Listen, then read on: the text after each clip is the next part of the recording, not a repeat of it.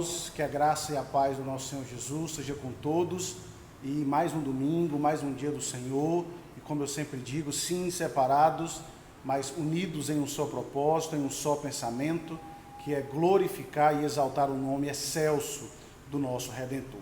Por isso, neste primeiro momento, eu quero convidar você que curva a sua fronte, vamos orar ao Senhor, vamos agradecer a Deus por mais uma semana que Ele nos concede cuidados, debaixo da sua proteção e debaixo do seu eterno amor. Então, oremos ao Senhor, queridos.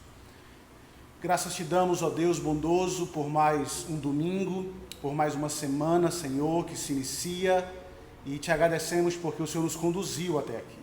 O Senhor cuidou de nós, e o Senhor proporcionou mais uma vez esse momento para que juntos possamos estudar, meditar e aprender a respeito da verdade do Senhor. Por isso, ó Deus, nós te louvamos e nós te bendizemos, em nome de Jesus. Amém e amém. Quero convidar você a abrir a sua Bíblia, a abrir a palavra do Senhor, na Epístola de Paulo aos Colossenses. Colossenses capítulo 2, do verso 20 até o verso 23. Epístola de Paulo aos Colossenses, capítulo 2, do verso 20 até o verso 23. Ouça com fé a leitura que farei da palavra do Senhor, que diz assim: Se morrestes com Cristo para os rudimentos do mundo, por que, como se vivesseis no mundo, vos sujeitais às ordenanças? Não manusieis isto, não proveis aquilo, não toqueis naquilo outro, segundo os preceitos e doutrinas dos homens. Pois que todas essas coisas com o uso se destroem. Tais coisas, com efeito, têm aparência de sabedoria, como culto de si mesmo e de falsa humildade, e de rigor ascético, todavia não tem valor algum contra a sensualidade. Amém. O apóstolo nos diz a respeito da nossa nova vida com Cristo, não seguindo e nem imitando os rudimentos desse mundo. Se somos salvos, se somos libertos, vivamos para o Senhor. Nesse momento, eu quero convidar você, salvo em Cristo Jesus, a cantar comigo uma canção de adoração ao nosso Deus. Por isso, queridos, cantemos ao Senhor.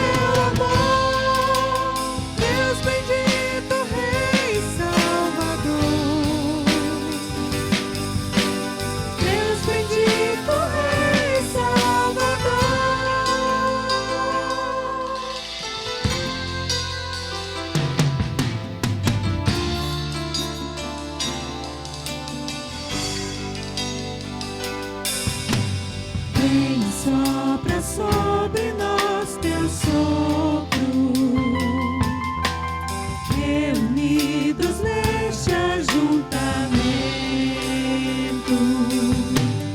honra e santifica este momento, com a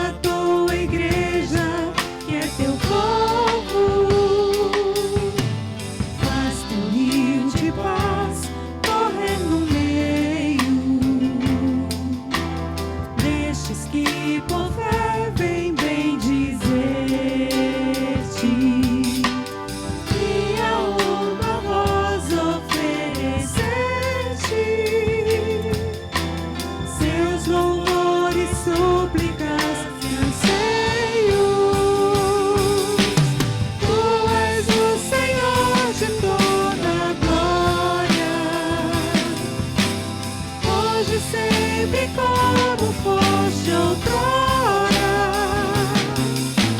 No correr da história, revelando seu amor. Deus bendito, Rei Salvador. Deus bendito, Rei Salvador.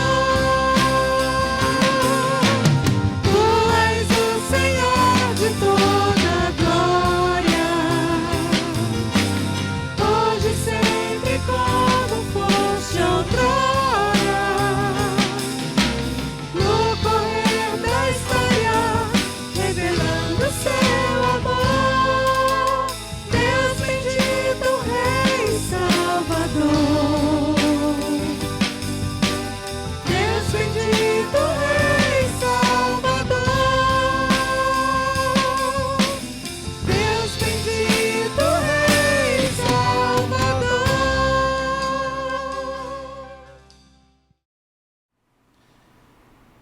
Então, queridos, já cantamos ao Senhor e nesse instante nós temos a oportunidade de ouvir a instrução da verdade do nosso Deus, que se encontra no livro de Provérbios, como temos trabalhado até aqui. Por isso, abra sua Bíblia em Provérbios, dessa feita, capítulo 20. Provérbios 20, somente o verso 24. Abra sua Bíblia, Provérbios 20, versículo 24, e ouça atentamente, com fé, a leitura que farei da palavra do Senhor, que diz assim: os passos do homem são dirigidos pelo Senhor. Como, pois, poderá o homem entender o seu caminho? Só até aí. Vamos orar mais uma vez. Obrigado, Senhor, pela Tua palavra. Obrigado por esse momento tão importante, onde vamos ouvir a Tua verdade. E rogamos ao Senhor encarecidamente que desvenda, Pai, os nossos olhos. Abra, Senhor, o nosso coração, para que possamos entender a Tua palavra, guardando em nosso coração, para não pecarmos contra Ti. Essa é a oração que Te fazemos, Senhor, no nome que está acima de todo nome, nome santo, excelso, glorioso de Jesus. Amém e amém. Queridos irmãos, que imagem vem à sua mente quando você ouve a expressão homem que é homem faz isso? Certamente muitos de nós cresceram ouvindo essa frase. Frase que marcou basicamente dois momentos da vida do homem.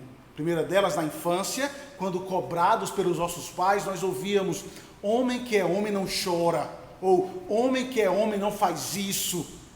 E também marcou ou marca a nossa fase adulta, quando ouvimos as pessoas dizerem: o homem que é homem, ele sabe fazer as coisas, ele sabe consertar isso, ele sabe manusear aquilo, ele sabe até, se preciso for, construir a sua própria casa com as mãos. Um homem durão, como os personagens dos filmes de ação.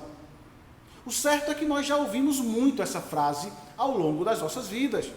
Certamente não há nada de errado em ser um homem habilidoso, que saiba construir a própria casa, ou que, dentro de certos limites, ser o tipo de homem como alguns personagens de filme. Mas será que tudo isso é que de fato revela o que é um homem de verdade? A Escritura Sagrada mostra que não. Pois nela nós encontramos, com todos os traços e formas, a imagem de um homem de verdade. Um homem que não se encaixa em nenhum desses estereótipos enaltecido pelo mundo moderno, mas que se diferencia dele em muitos aspectos. Um homem que é a imagem daquilo que Deus espera que todos nós sejamos. E encontramos muito dessa imagem aqui no livro de Provérbios. Veja bem. Nós terminamos aquela parte, a sequencial de aconselhamento, onde o pai se senta com o filho e discorre sobre tudo que a lei de Deus diz sobre a vida. Ele ensina seu filho sobre isso. E acompanhamos essas orientações quando estudamos juntos o capítulo 1 até o capítulo 9. E desde domingo passado, nós então adentramos ao que podemos chamar de provérbios reais.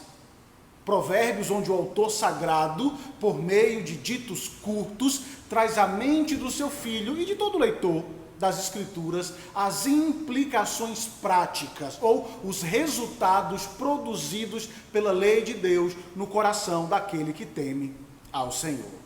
Então, provérbios que são escritos em forma de poesia, sempre curtos e concisos, com o propósito de expressar verdades em frases objetivas. Vimos isso semana passada. Nesses versos, nós encontramos todo tipo de ensino, onde o autor, por meio de ditos curtos, vai falar sobre dinheiro, sobre trabalho, sobre criação de filhos, sobre masculinidade, sobre feminilidade. Então, diante de tantas verdades que nós encontramos nesses provérbios reais, nesses ditos curtos e concisos, eu quero tratar nesses 2 domingos sobre 2 assuntos extremamente importantes para a nossa vida. Eu quero tratar sobre o que é ser homem de verdade hoje, e domingo que vem sobre o que é ser mulher de verdade à luz das Escrituras. Então tentaremos trabalhar essa verdade olhando para o que Provérbios e Salomão nos diz por meio do seu ensino. E diferente do que fazemos, eu não vou discorrer um texto como sempre é comum em nossas exposições, mas nós vamos olhar para alguns provérbios, para alguns desses ditos de Salomão, para tentar entender como ele trabalha ou apresenta essa verdade a respeito de ser homem e de ser mulher de verdade, da maneira que a palavra do Senhor e que a lei de Deus nos apresenta. Então, com essas breves informações em mente, tendo isso em mente, eu vos convido a entender que se quisermos aprender a ser homens de verdade, nós precisamos olhar para aquele que é o modelo perfeito para nós e não para o mundo. Vou repetir, se queremos aprender a ser homens de verdade, nós precisamos olhar para aquele que é o modelo perfeito e não para o mundo. Então, não feche sua Bíblia, nós vamos dar uma passeada pelo livro de Provérbios para entender como Deus trabalha essa imagem do que é um homem de verdade. Então, olhe para o verso 24 novamente do texto que lemos, Provérbios 20, 24, diz assim: os passos do homem são dirigidos pelo Senhor. Como, pois, poderá o homem entender o seu caminho? Queridos, Deus, por meio do autor de Provérbios, passa a nos ensinar verdades que devem nortear a nossa vida cristã, e gastamos um bom tempo falando sobre isso aqui. E vimos muito desses ensinos na sabedoria ou no aconselhamento de Salomão, o seu filho. Ensinos que revelaram a importância de se relacionar, de se aproximar da sabedoria, de manter um relacionamento com Cristo, que é a sabedoria de Deus. E o resumo de tudo que aprendemos é que um verdadeiro relacionamento com o Senhor vai transformar o nosso coração e nos fazer homens e mulheres diferentes desse mundo.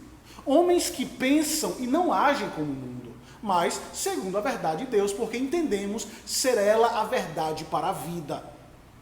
E Salomão nos mostra como deve ser a vida do homem que teme ao Senhor por meio de alguns provérbios. Ele vai esmiuçar as verdades ensinadas ao filho em meio de ditos curtos, mostrando como deve ser o nosso proceder, ou como é o proceder de um homem de verdade nesse mundo.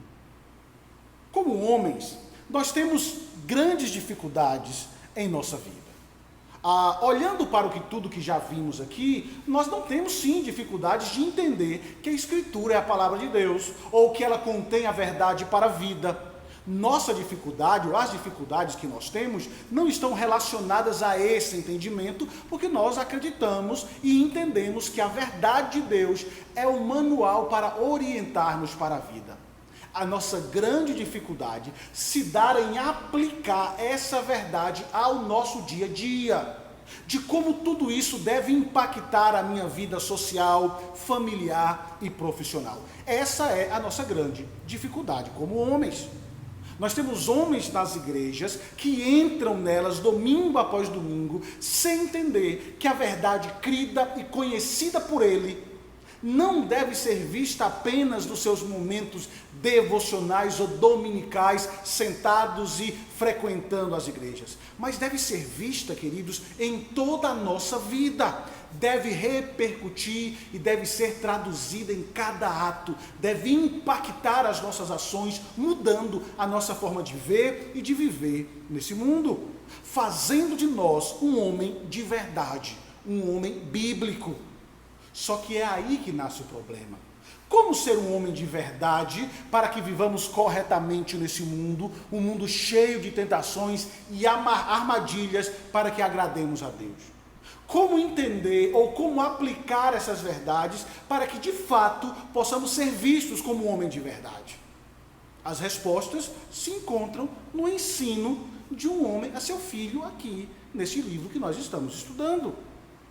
Mas antes de seguir, deixe-me explicar algo para que a gente possa entender tudo o que está acontecendo aqui.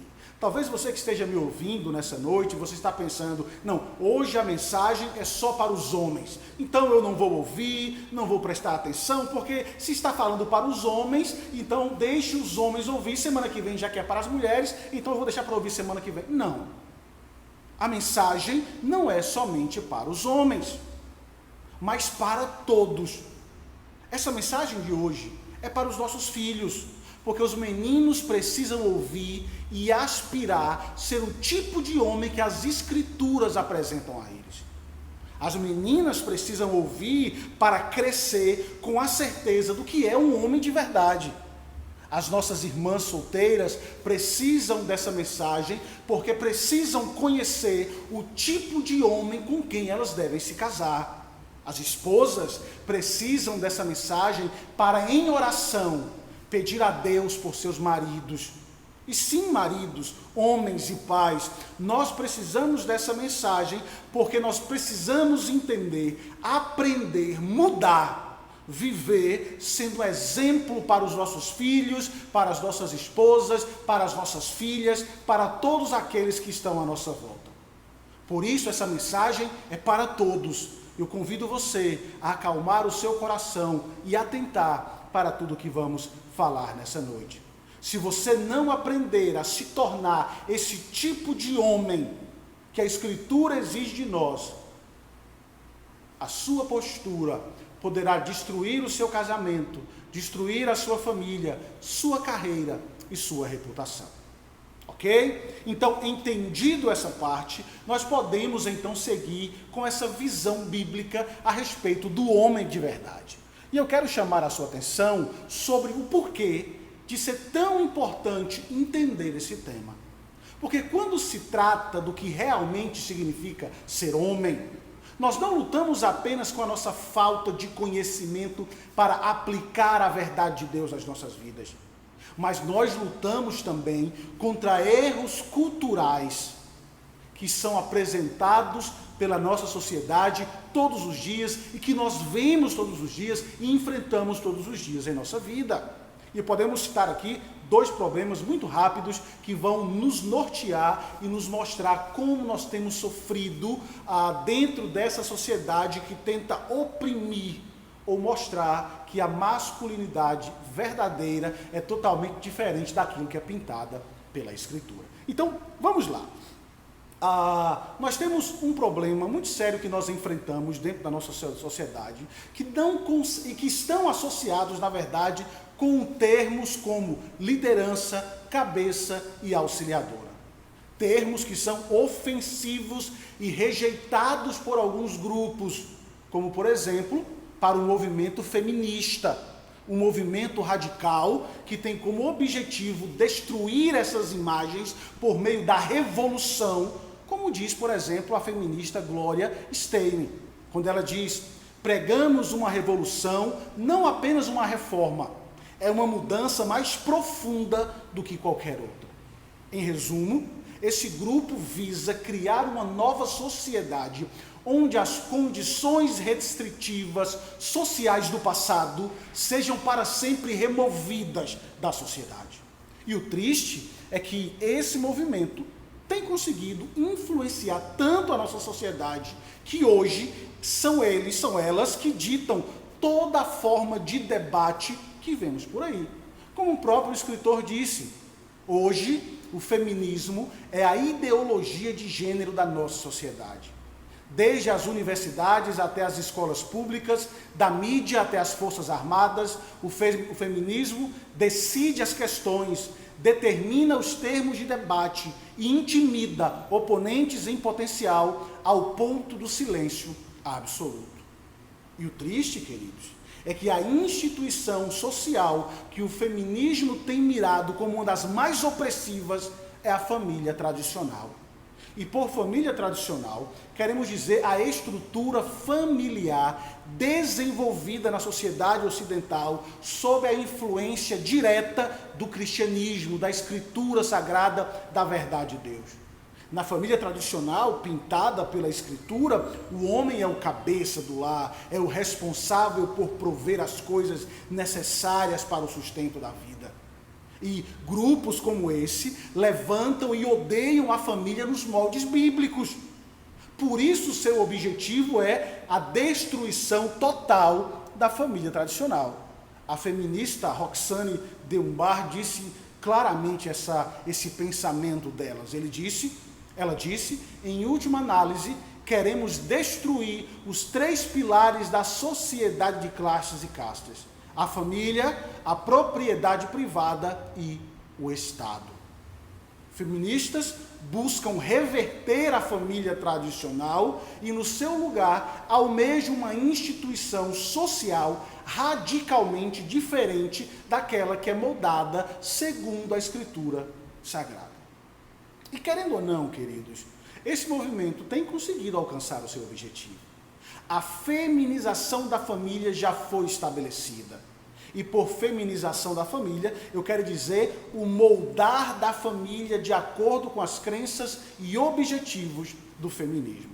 Essa feminização ocorreu nesses últimos 30 anos com pouca oposição dos homens.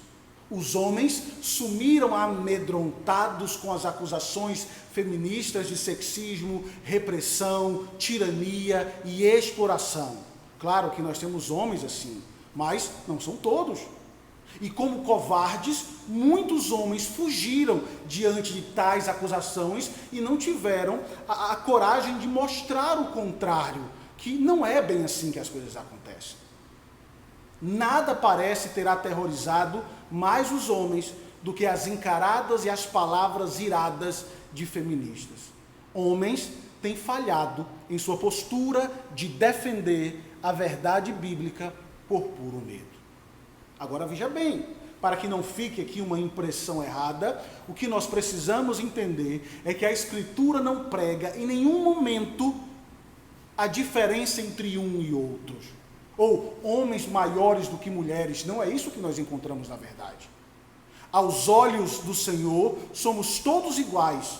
Não há judeu, não há grego, nem homem e nem mulher, branco ou negro, todos somos um. Somos todos iguais aos olhos do Senhor.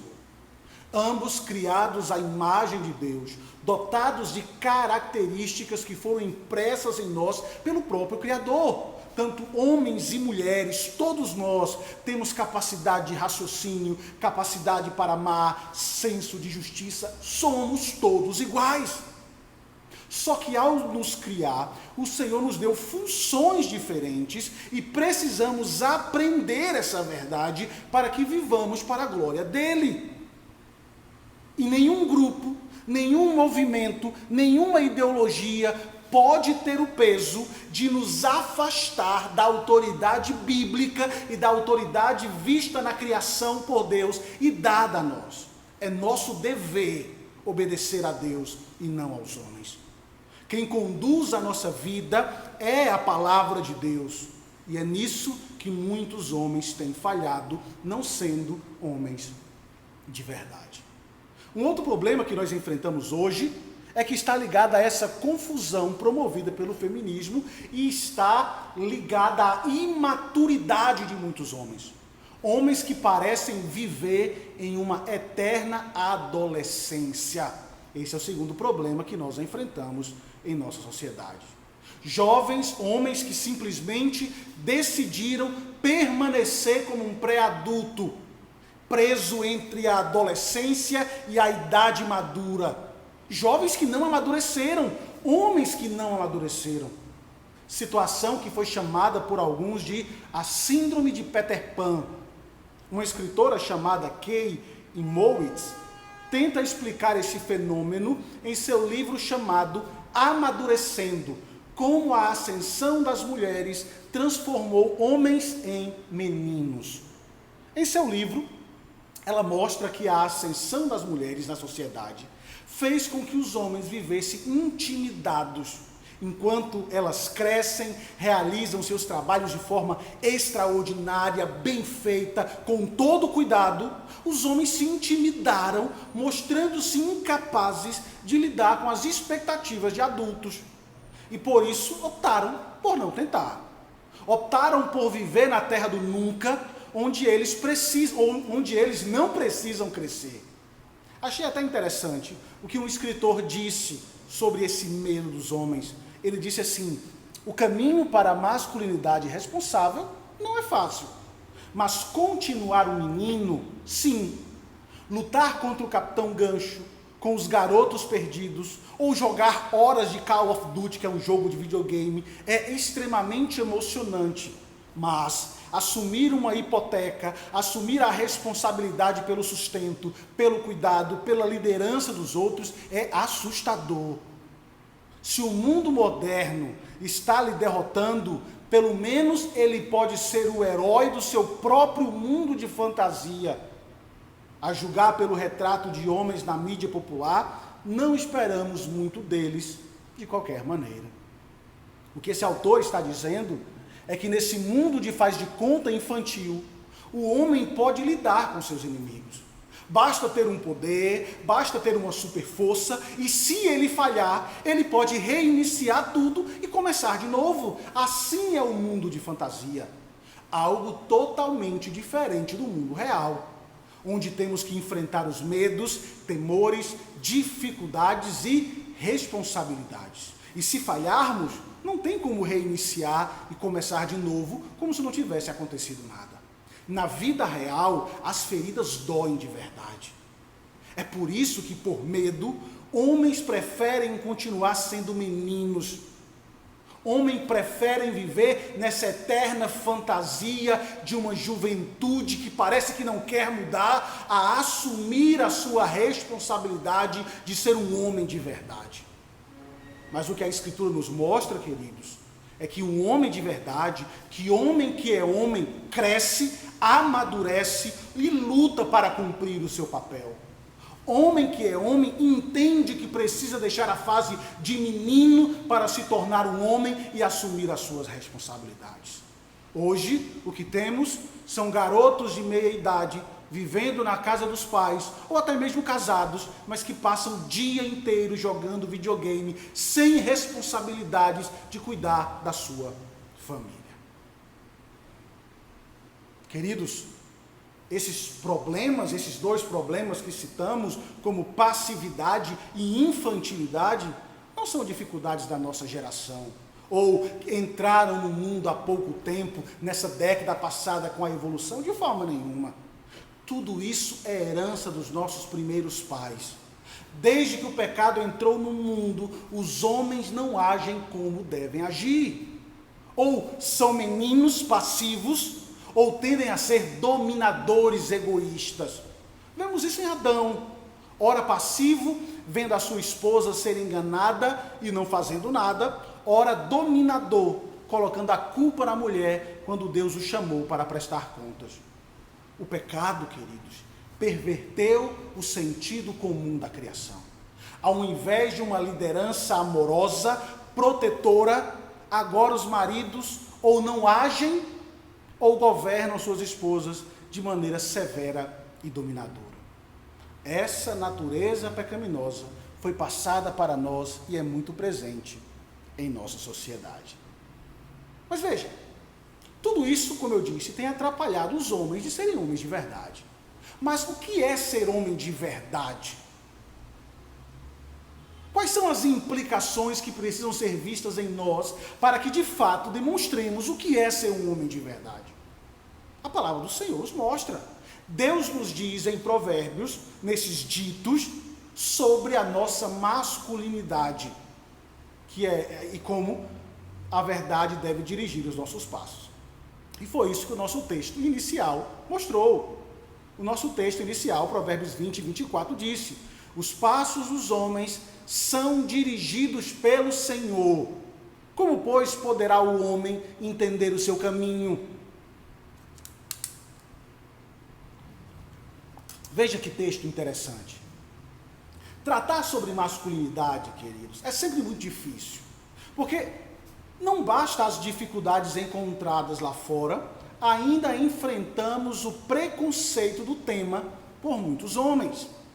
Ao ouvirem que o tema a ser debatido será esse, e eu espero que os homens da nossa igreja não tenham saído da sala quando eu falei que o tema seria tratar sobre homens, alguns, quando veem que o tema é masculinidade, olham com estranheza, questionando se serão ensinados ou por que eles devem ser ensinados sobre como ser homens. Porque eles acreditam que sabem o que é ser homem. Eles acreditam que sabem muito bem o que é ser um homem de verdade. E o problema consiste exatamente aí. Por achar que se trata de algo natural e que eles podem lidar facilmente, ou que eles sabem de tudo o que precisa saber, os homens acabam distorcendo a verdadeira masculinidade. E o que nós precisamos lembrar, como o próprio autor de Provérbios diz, é que a soberba precede a ruína.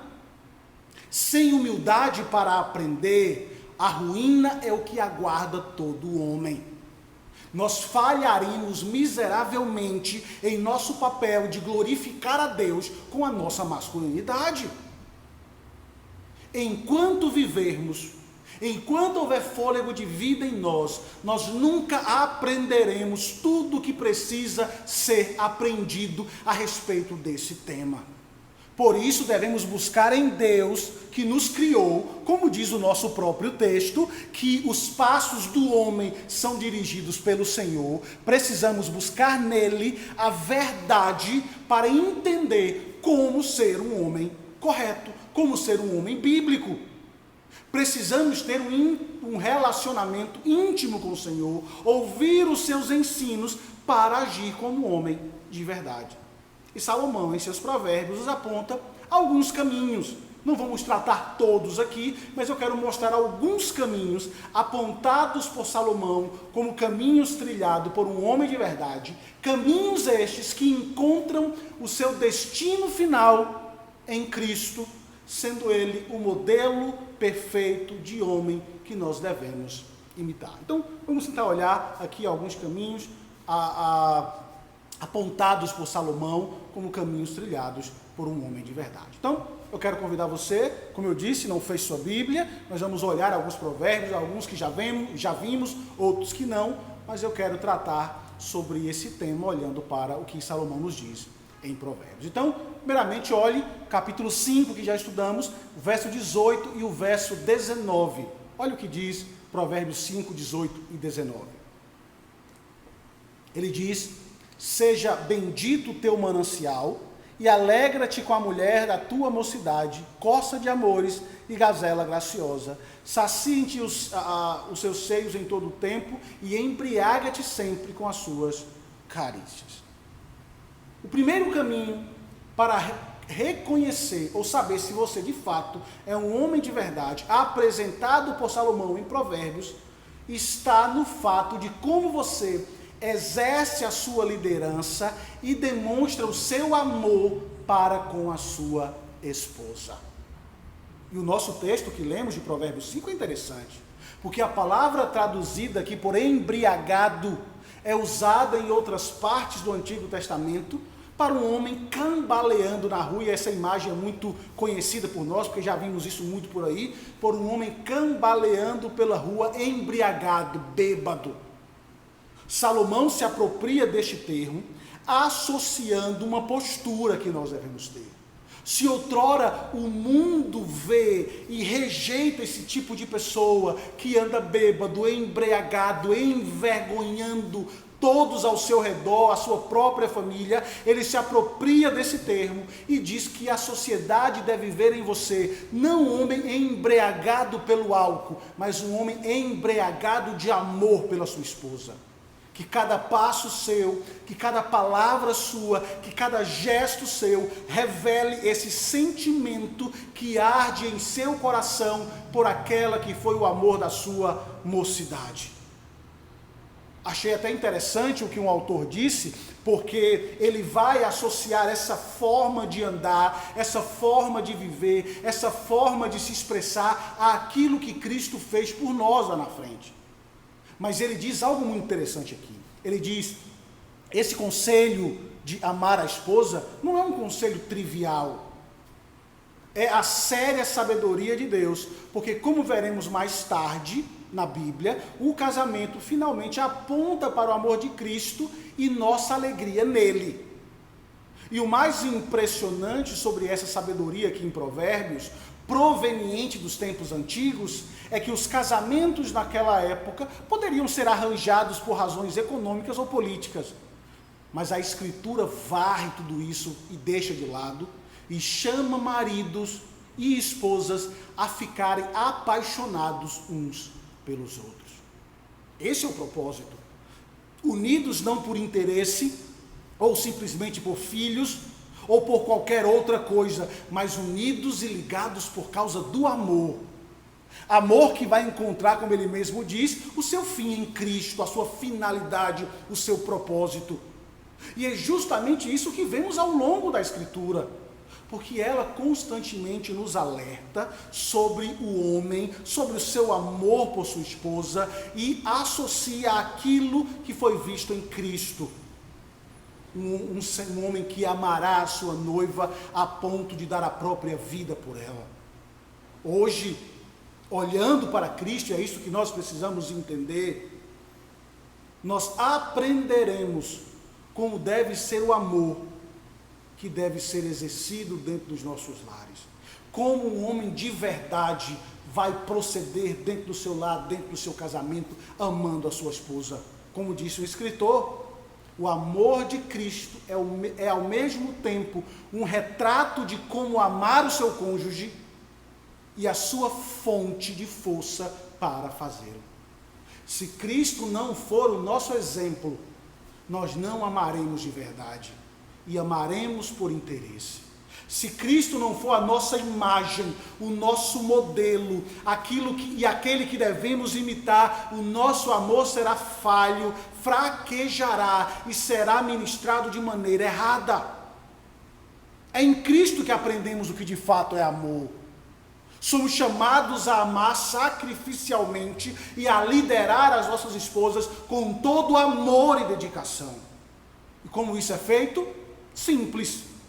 Salomão nos mostra que uma das principais maneiras para demonstrar esse amor está em manter o compromisso da aliança com o seu cônjuge. Seus votos de casamento são promessas, e homem de verdade cumpre as suas promessas. Como vimos ao longo das nossas exposições, Salomão adverte repetidamente seu filho sobre o perigo da infidelidade. Não vou gastar tempo com isso, porque nós já falamos muitas vezes aqui e gastamos um bom tempo tratando sobre esse tema. Mas o que ele mostra é que nós, como homens, devemos nos comprometer com os votos que fizemos ao longo do nosso casamento. E veja, e cumprir esses votos nos leva a ter e a agir de maneira diferente, a ter uma comunicação sadia nesse mundo, a não permitir que os nossos olhos se prendam ou se desviem do amor da nossa vida. Os nossos olhos e o nosso coração precisa descansar e repousar naquela que dia após dia está ao nosso lado, cuidando de nós, andando conosco nessa jornada da vida. Por isso, homens de verdade, eles são modestos, não amam a luxúria, não vivem para chamar a atenção, ou não alimentam amizades que vão comprometer o seu casamento. Homens de verdade não busca informação sobre a sua antiga namorada do ensino médio e fica mandando mensagenzinhas pelo Facebook ou por qualquer outro meio. Homens de verdade, guarda o seu coração, guarda os seus olhos, não assistem programas ou filmes ou coisas que farão com que os seus corações desejem a uma outra mulher que não a sua esposa. Como já falamos aqui tantas vezes, pornografia, sensualidade, elas destroem o casamento. Queridos, que como homens têm falhado nessa questão, levando o seu casamento à amargura e não ao amor. E geralmente, quando vamos conversar ou tratar sobre esse tema com alguns homens, eles, para salientar as suas dificuldades, eles dizem: você não sabe o que é o meu casamento, é por isso que diz essas coisas. Veja bem, a nossa vivência, infelizmente, dentro dos nossos lares, é contaminada pelo pecado, que começou lá em Gênesis. Pecado esse que tende a nos alienar uns dos outros e que causa esses conflitos dentro do nosso casamento, que nos separa de Deus e acaba nos levando a separar dos nossos cônjuges. O pecado traz culpa, e com a culpa vem a incapacidade de confiar uns nos outros, ou de permitir que nos aproximemos e levemos a vida da maneira que Deus se agrada. É isso que nos faz viver uma guerra dentro de casa. O que nos faz viver uma guerra é o pecado que habita em nós. Infelizmente, enfrentamos esses resultados promovidos pelo pecado da maneira errada. Por exemplo, olhe para o que vemos em nossos lares. A maldição que Deus lançou sobre a mulher lá atrás faz com que elas alimentem um desejo doentio de possuir e até controlar os homens, cujo resultado, e o resultado disso é um conflito conjugal. E homens que foram chamados para trabalhar e cuidar no jardim, ou que recebeu essa maldição de trabalhar para comer o pão de cada dia do suor do seu rosto, acham o trabalho e a diversão tão absorventes que acabam dando pouca atenção à sua esposa. Agora, mesmo sendo tão complicado, o que nós não podemos esquecer é que toda essa luta dentro do nosso lar, mesmo difícil, é planejada por Deus para nos levar para Ele, para nos levar de volta para Ele. Porque eu sozinho, ou você sozinha mulher, ou você sozinho homem, vocês não vão conseguir lidar com os conflitos e com as dificuldades que vocês enfrentam dentro do lar de vocês. Não saberemos lidar com os nossos problemas se não estivermos ao lado do Senhor. Não saberemos lidar com essas dificuldades porque sozinhos nós somos perdidos e levaremos o nosso relacionamento e o trato dele da maneira errada. Precisamos estar perto do Senhor porque é Ele que conduz o nosso caminho. Precisamos lançar fora as folhas de figueira da nossa justiça própria e nos revestir da justiça de Cristo, para que o Senhor cure o nosso coração, levando-nos a agir como homens de verdade, para que possamos aí sim amar nossas esposas e cuidar delas, que é o que se espera de nós. E isso só acontecerá se nós, homens, entendermos a necessidade e a importância de Cristo em nossas vidas.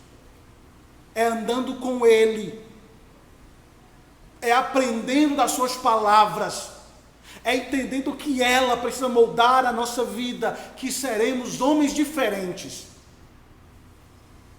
Somente uma vida com Cristo possibilitará que essa verdade mude os nossos lares, mude o nosso coração e nos faça viver a vida comum do lar da maneira que a Escritura nos espera de nós.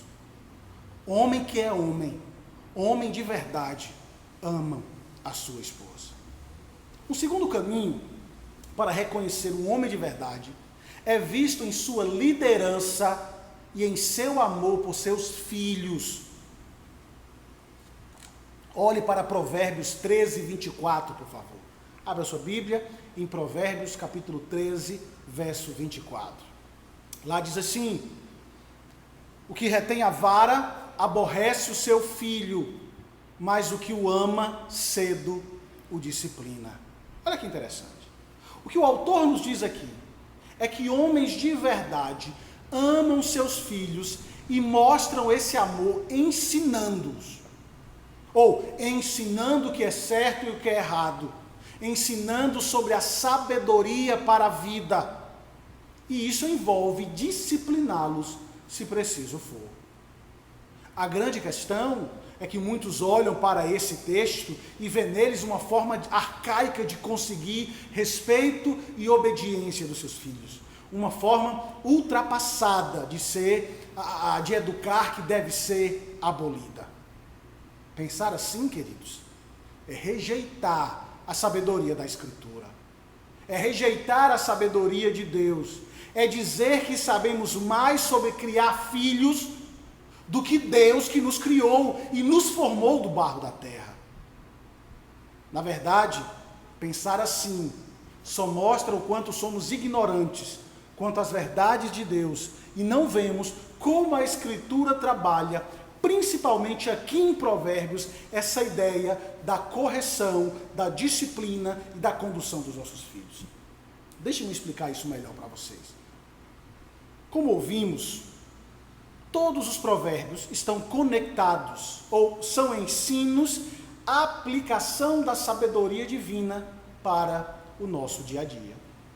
É por isso que nós precisamos conectá-los a outros textos que tratam sobre o mesmo tema, para que nos faça entender como funciona essa ideia da disciplina. A correção que trata o autor visa trazer os nossos filhos ao caminho certo. E como um pai, um homem que lidera seus filhos, nós temos a responsabilidade de o fazer. Lutar para colocar os nossos filhos no caminho certo, para que eles andem no caminho certo e vivam de maneira correta. Mas como fazemos isso? Não é difícil para muitos homens usar a sua autoridade impondo medo para que seus filhos o obedeçam. E muitas vezes nós fazemos isso para provar a nossa masculinidade, que somos homens, chefes do lar, e fazemos isso pelo postar da nossa voz, pela disciplina rígida e violenta. Só que não é assim que um verdadeiro homem se porta. A disciplina aqui é feita de uma forma que revela o quanto a nossa liderança é diferente. E o autor sagrado nos mostra como isso acontece. Olha o capítulo 23, verso 26, lá de Provérbios. Ele diz assim, Provérbios 23, verso 26, ele diz: dá-me, filho, o teu coração, e os teus olhos se agradem dos meus caminhos. Ao ouvir esse verso, você pode perguntar, mas o que ele tem a ver com disciplina ou em ser um homem de verdade? Olha que interessante.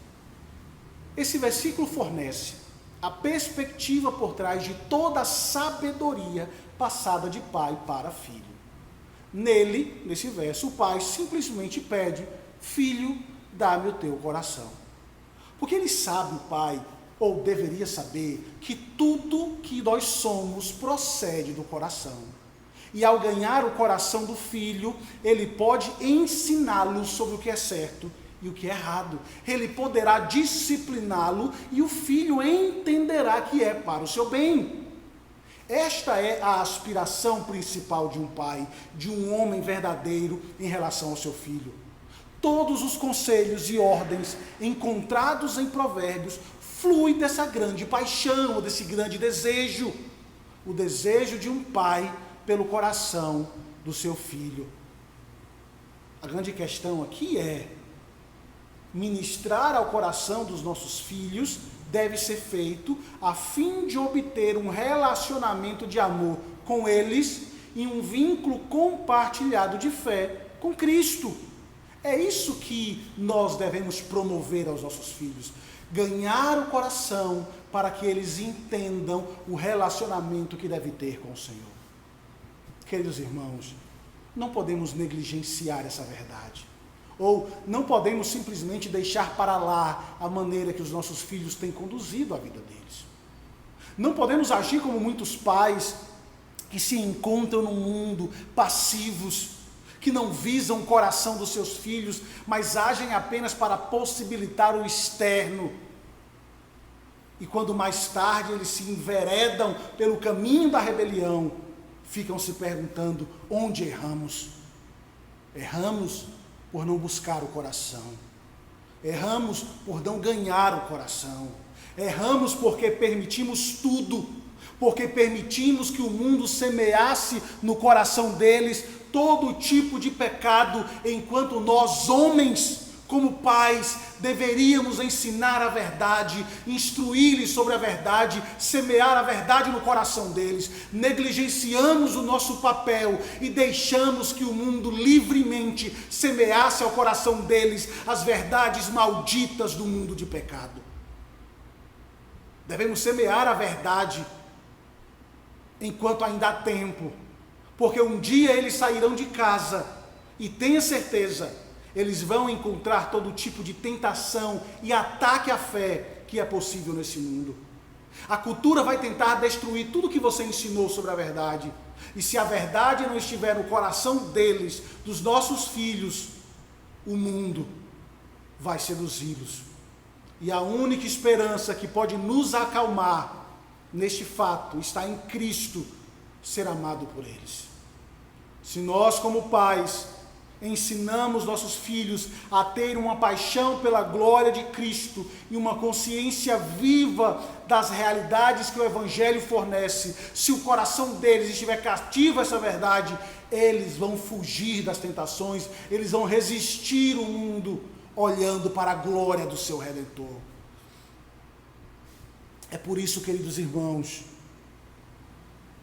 que a maior arma e a mais poderosa ação que podemos fazer está justamente em semear no coração dos nossos filhos o amor por Deus e por sua palavra.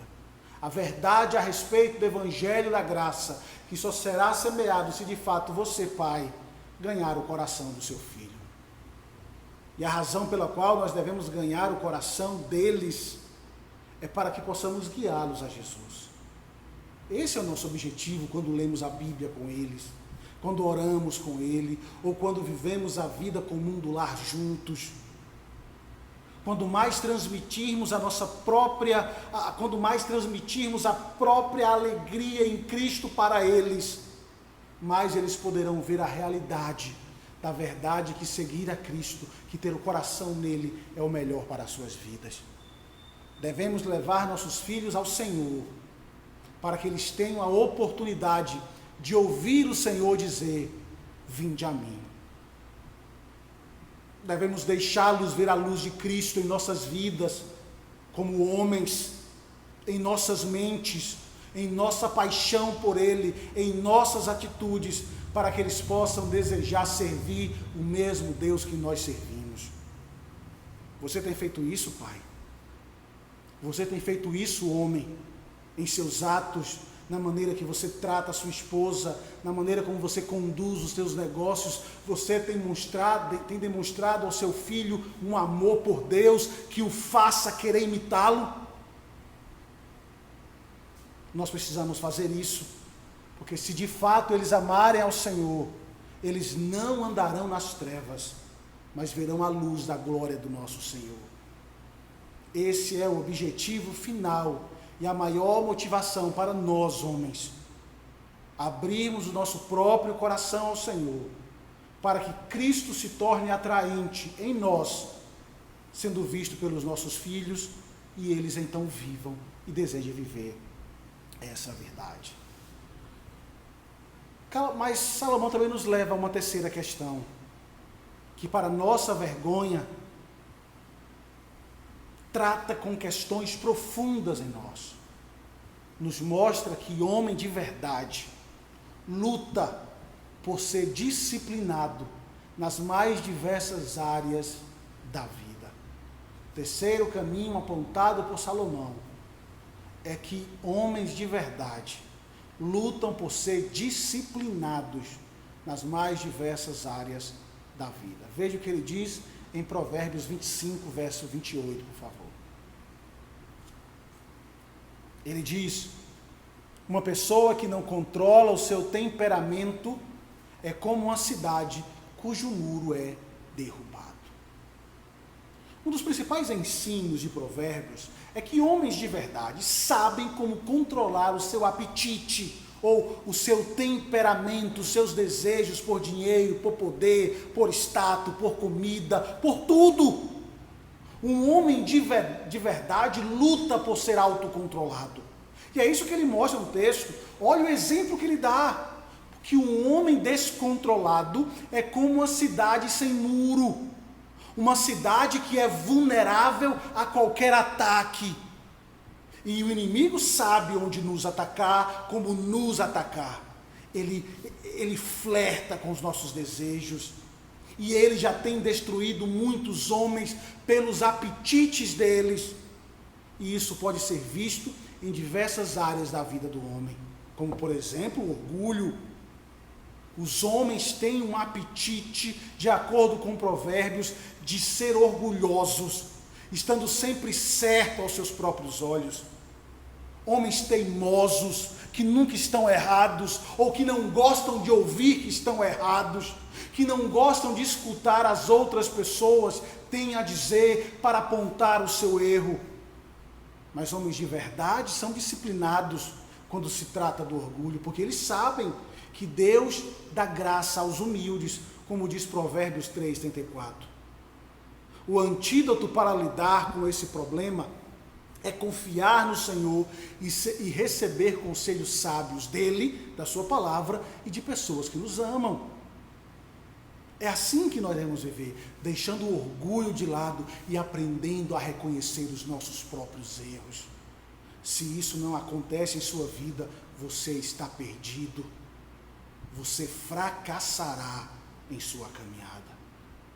Uma outra área que o inimigo atua é no nosso temperamento, levando homens a ser briguentos, severos, amargos. Certamente a masculinidade não é covardia, sim, sabemos disso, mas também não é aspereza. A masculinidade bíblica é duro o suficiente para ser paciente para perdoar. Provérbios 16:32 elogia muito os homens que controlam o seu temperamento. Ele diz: paciência é melhor que poder, e controlar as emoções do que capturar uma cidade. Um homem de verdade demora para se enfurecer com sua esposa, com seus filhos, com seus vizinhos, com seus colegas de trabalho, no trânsito. Um homem de verdade também não é briguento, ele não gosta de discutir e agitar as coisas, ele é gentil com suas palavras, especialmente em relação à sua esposa e seus filhos. Homens de verdade precisam trabalhar o seu temperamento. Queridos, precisamos repreender quando precisa, precisamos defender a posição, não devemos nos deixar levar pela opinião dos outros, mas também devemos entender como devemos agir nesse mundo.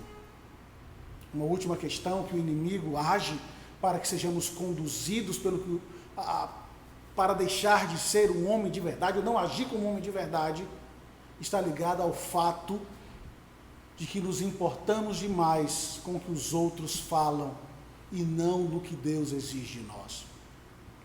Provérbios 29:25 diz: o medo da humanidade é uma armadilha, mas quem confia no Senhor é protegido. O medo de ser diferente demais acaba nos levando a fazer coisas que são erradas, a trilhar o caminho dos perversos. Mas isso é um problema, querido, entenda. Homens de verdade se preocupam mais com o que Deus pensa sobre eles, com o que Deus espera deles, do que com o que os outros esperam de você.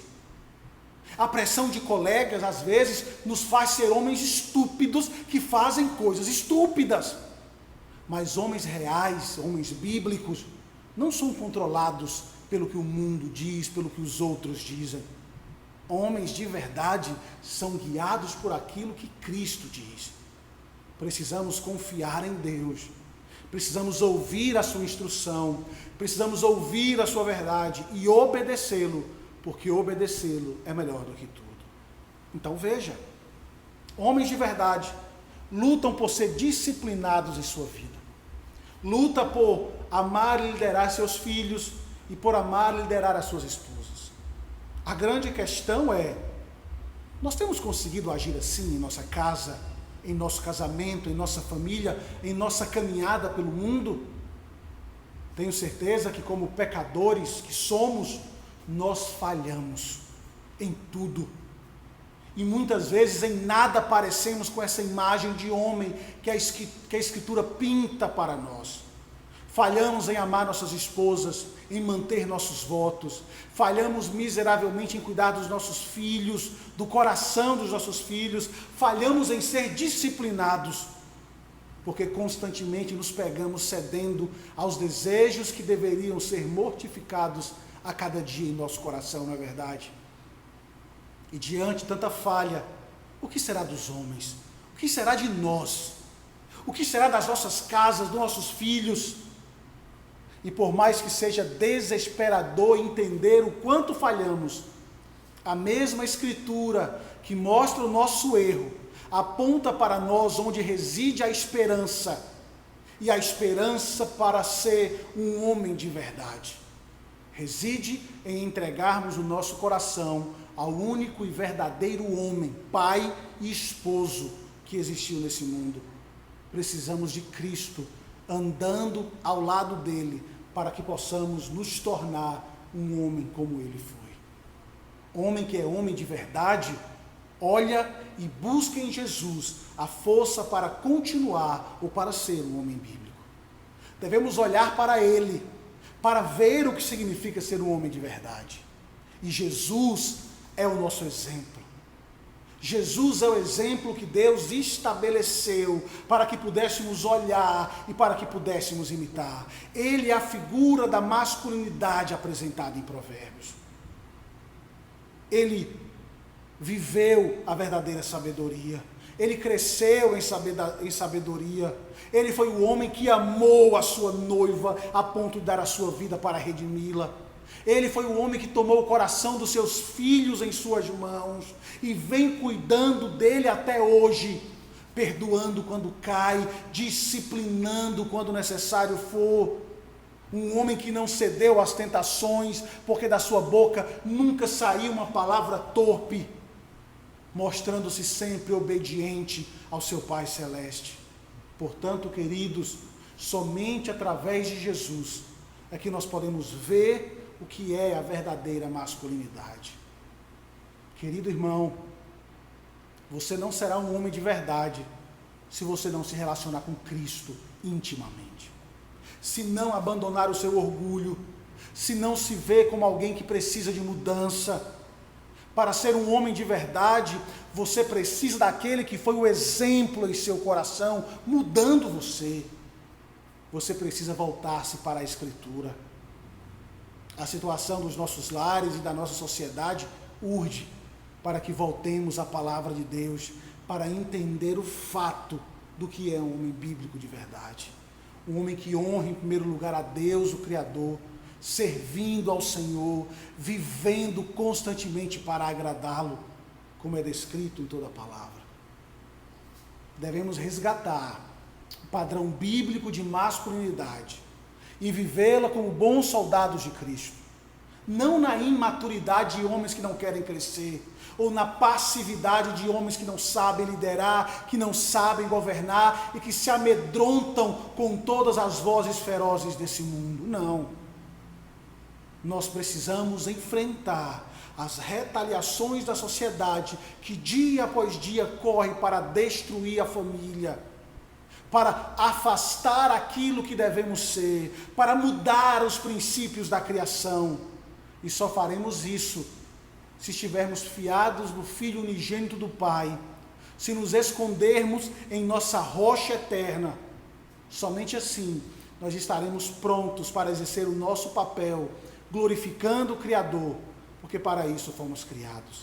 É nosso dever nos equilibrar entre o uso dos nossos dotes e habilidade que temos para que possamos ter lares felizes, esposas felizes, filhos conduzidos na verdade e, acima de tudo, uma vida que vive para agradar ao Senhor.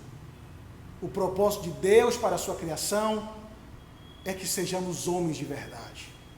E homem que é homem, volta o seu coração para Deus com humildade e tenta imitar o nosso Redentor. Homem que é homem, olha para Cristo, ama Cristo e segue os seus passos. Que Deus nos ajude, que Deus nos abençoe e nos dê força para que possamos quebrar o nosso orgulho, olhando para Cristo, o nosso suficiente Salvador, o perfeito, para que possamos imitá-lo, vivendo assim, quer seja na sociedade, quer seja em nosso lar, no contexto da criação dos nossos filhos, possamos assim, como um homem de verdade, agradar o nosso Senhor. Que Deus abençoe, que Deus ajude, nos dê força, em nome de Jesus. Amém e amém. Oremos ao Senhor, queridos.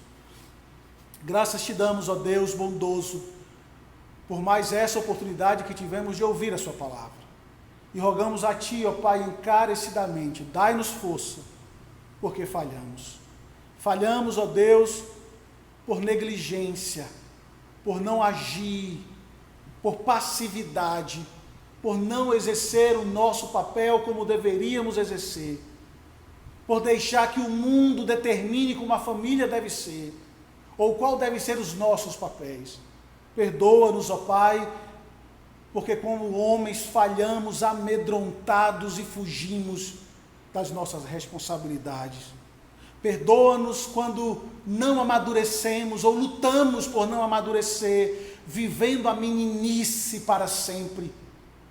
Perdoa-nos, ó Pai, por fazermos as nossas esposas e os nossos lares sofrerem pela nossa falta de maturidade. Perdoa-nos, Senhor. Transforma o nosso coração para que, usados por Ti, possamos amar a nossa esposa de verdade, possamos alcançar o coração dos nossos filhos e possamos assim, ó Deus, refletir o comportamento sadio que o Senhor requer de nós e assim vivamos para o louvor da Sua glória. Essa é a oração que Te fazemos, Pai, no nome que está acima de todo nome, nome santo, excelso, glorioso de Jesus. Amém e amém. Receba a bênção, irmãos. Que a graça do nosso Senhor e Salvador Jesus, com o amor de Deus, nosso amado, eterno e soberano Pai, e que as consolações do Espírito Santo sejam com todos vós e com todo o povo de Deus, hoje e para todos sempre. Amém e amém. Que Deus os abençoe, que Deus cuide de nós e nos dê uma semana de paz, em nome de Jesus. Amém.